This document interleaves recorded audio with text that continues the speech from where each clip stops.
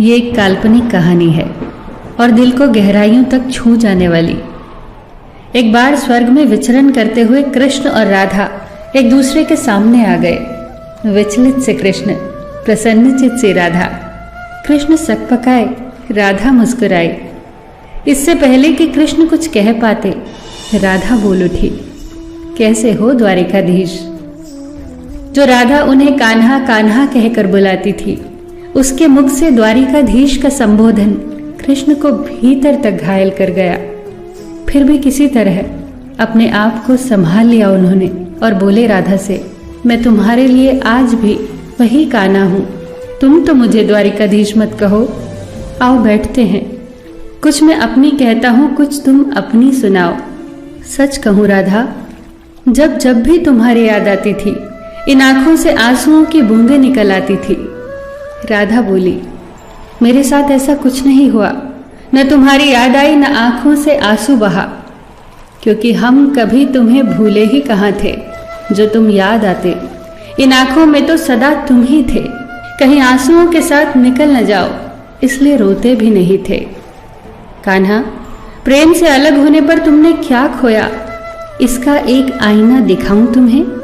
कुछ कड़वे सच प्रश्न सुन पाओ तो सुनाऊं। कभी सोचा है इस तरक्की में तुम कितने बिछड़ गए। यमुना के मीठे पानी से जिंदगी की शुरुआत की और समुद्र के खारे पानी तक पहुंच गए।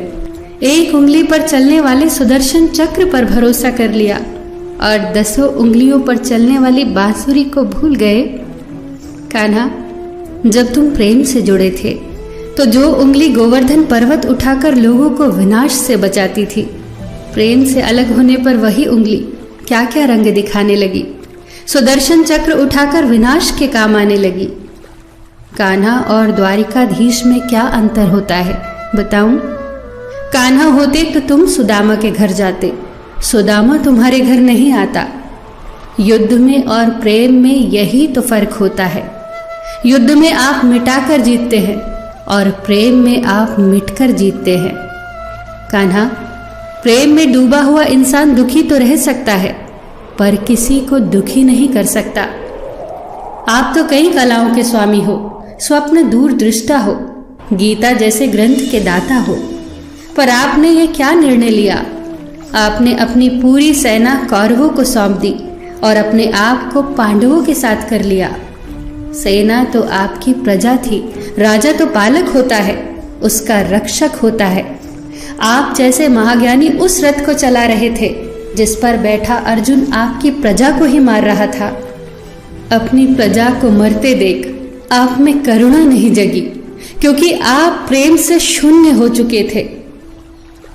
आज भी धरती पर जाकर देखो, आपकी द्वारिकाधीश वाली छवि को ढूंढते रह जाओगे। हर जगह, हर मंदिर में मेरे ही साथ खड़े नजर आओगे। मैं जानती हूँ कान्हा, लोग गीता के ज्ञान की बात करते हैं, उसके महत्व की बात करते हैं, पर धरती के लोग युद्ध वाले द्वारिकाधीश पर नहीं, प्रेम वाले कान्हा पर भरोसा करते हैं। गीता में मेरा दूर दूर तक नाम नहीं है, पर आज भी लोग उसके समापन पर राधे राधे कहते हैं। ये कहानी काल्पनिक जरूर है, पर इसके भीतर छिपी सीख बहुत महत्वपूर्ण है।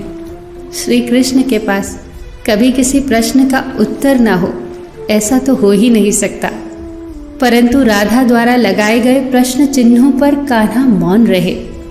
यही तो है प्रेम में समर्पण का भाव।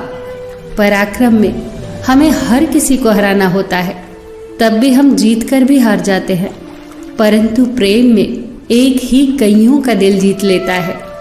सही कहा है कि छोटी सी उंगली पर पूरा गोवर्धन पर्वत उठाने वाले भगवान श्री कृष्ण छोटी सी बांसुरी को दोनों हाथों से पकड़ते थे। फिर मिलेंगे दोस्तों।